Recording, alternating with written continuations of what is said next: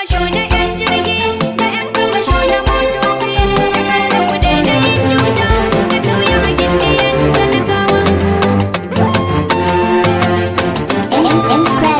'Yan kamasho na 'yan jirgi da 'yan kamasho na motoci, don Allah ku daina yin cuta da tauye haƙƙin ɗiyan talakawa. 'Yan Libya yanzu mu mun gaji turacin da ta kai bango. 'Yan kamasho na 'yan jirgi da 'yan kamasho na motoci, da kallon ku daina yin cuta da tauye haƙƙin ɗiyan talakawa. 'Yan Libya yanzu mu mun gaji turacin da ta kai bango. Allah ahadun mabuwayi mai mulkin da bayan ƙarshe, kai ne kai yo musulunci kai ya hani da mu muci mushe. Allah kai kayo fasinja sannan kai kayo kamashoshi, ga mu cikin gasar ga talibi ya ba mu shiri da 'yan kamashoshi, ba sa tausayin al'umma al'amarin abun ban haushi. Din jirgin ga yayo tsada ba sauki ga 'yan motoci. 'Yan kamasho na 'yan jirgi da 'yan kamasho na motoci, da kallon ku daina yin cuta da tauye haƙƙin ɗiyan talakawa. 'Yan Libya yanzu mu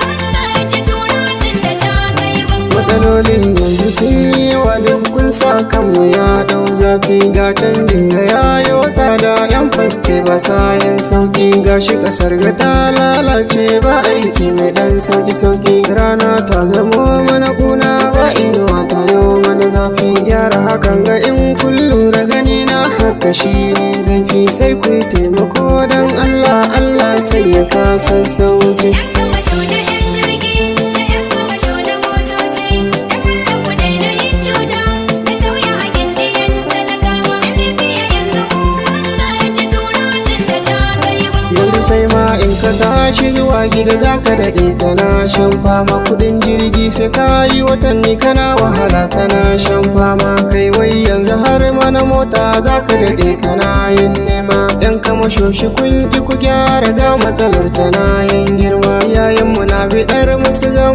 mu ba hanya bare ma dama. Ina da yaƙini in kun gyara jirgi zai cika lissati. 'Yan kamasho na 'yan jirgi da 'yan kamasho na motoci, da kallon ku daina yin cuta da tauye haƙƙin ɗiyan talakawa. 'Yan Libya yanzu mu mun gaji turacin da ta kai bango. Al'umma da yawa sun jima a ƙasar ka saboda tsadar jirgi, wani aiki na rabin shekara zai wahala ya samu na jirgi, wani sai a wata guda zai samu 1,000 kundi 'yan kamashoshi. A ciki zai ci ya sha kuma sannan zai ajiye kuɗin jirgi. Ya 'yan kamasho ku gyara halin ku musamman ma na 'yan jirgi, waka da yanzu na fara kuma zan yi guda da sati. 'Yan kamasho na 'yan jirgi da 'yan kamasho na motoci, da kallon ku daina yin cuta da tauye haƙƙin ɗiyan talakawa. 'Yan Libya yanzu mu mun gaji turacin da ta kai bango. 'Yan kamasho na 'yan jirgi